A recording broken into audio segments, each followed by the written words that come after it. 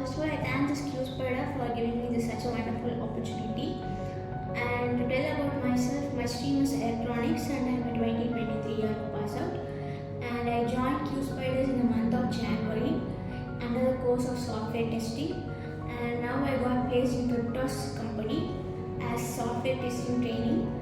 And this was happened because of the training which was given by all the officials like AR Pejwal sir, who teach me testing, manual testing, and also to tell about Selenium sir, who teach me Selenium testing, like automation.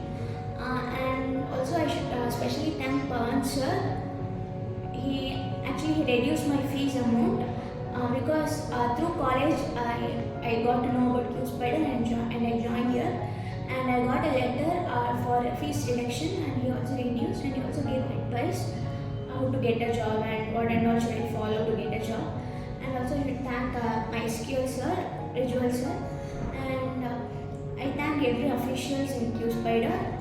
Because of this, it was very easy for me to face the interview, which was offline, and it was a face-to-face interview, and I faced it, and I got selected in Cryptos company as software testing trainee, and my package is 2 LPA currently.